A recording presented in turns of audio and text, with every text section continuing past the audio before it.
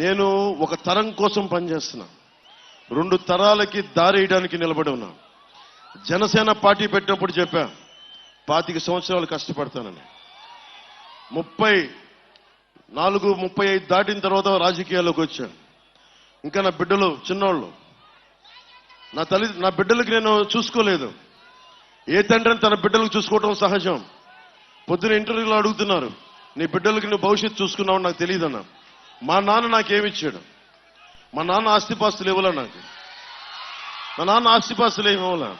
మా నాన్న ఒక సాధారణ ఉద్యోగి. నాకేమిచ్చాడు? ధర్మంగా బతుకమనే ధైర్యం ఇచ్చాడు, చదువుకోమని చెప్పాడు. కష్టం నువ్వెంత చదువుకుంటావో నాకు తెలియదురా, కానీ కష్టం చేయకపోతే మటుకు బాధ చేస్తానని భయపెట్టేవాడు. ధర్మం వైపు నిలబడాలనుకునేవాడిని. ధర్మో రక్షితి రక్షిత. నువ్వు ధర్మం కోసం నిలబడితే ధర్మం నిన్ను కాపాడుతున్నావు. అలాంటి ధర్మం కోసం నిలబడి ఉన్నా. దశాబ్దాలుగా ధర్మం కోసమే చచ్చిపోయాను.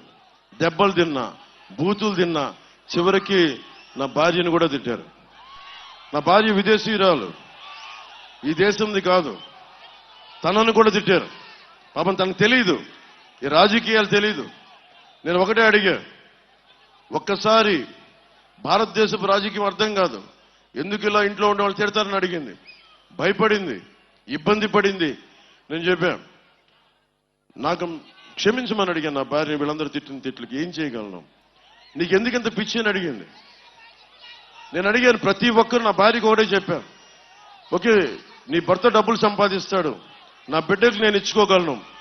కానీ చాలా మంది బిడ్డలు ఏం కావాలో తెలియదు. చాలా మంది బిడ్డలకి ధైర్యం కోల్పోయిన బిడ్డలు. అలాంటి తరానికి నేను నిలబడటానికి ఇది నా బలహీనతో తెలియదు, నా నుదిటి రాతో తెలియదు. భగవంతుడు నాకు ఇది ఇచ్చాడు.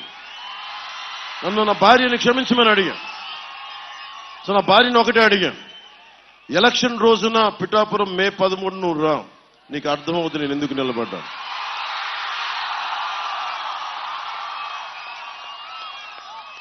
నా భార్యకి తెలియదు పాపం. నేను అడిగాను, తను చాలా గుట్టుగా జీవితం బతకాలకు తను తెలియదు. భారతదేశం వస్తే ఇంత ఇబ్బంది పెడతారు, ఇంత బాధిస్తారని. నేను చెప్పాను, మనకి విదురు నీతి ఉంటుంది. ఒక గ్రామం కోసం, ఒక కుటుంబం కోసం ఒక వ్యక్తిని, ఒక గ్రామం కోసం ఒక కుటుంబాన్ని, ఒక రాజ్యం కోసం ఒక గ్రామాన్ని బలి చేయక తప్పదని. నేను ఒకటే చెప్పాను నా భార్యకి, 5 కోట్ల మంది ప్రజలకి మన కుటుంబం బలైతే పర్వాలేదు, దాన్ని ఒప్పుకుందాం. నా భార్యకి ఒకటే చెప్పాను.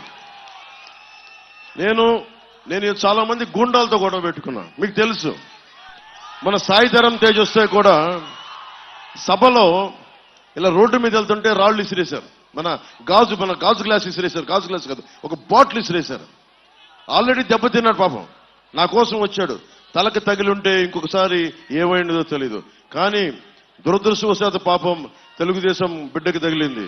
మనస్ఫూర్తిగా బిడ్డకి నువ్వు త్వరగా కోలుకోవాలి. నల్లల శ్రీధర్కి దెబ్బ తగిలింది. నల్లల శ్రీధర్ తొందరగా కోలుకోవాలని ఆశిస్తూ నీకు ఆ భగవంతుని నేను ఎప్పుడు రక్షించాలని కోరుకున్నాను. అంటే ఊహించుకోండి, ఇలా రోడ్ల మీదకి వస్తే భయపెడుతున్నారు.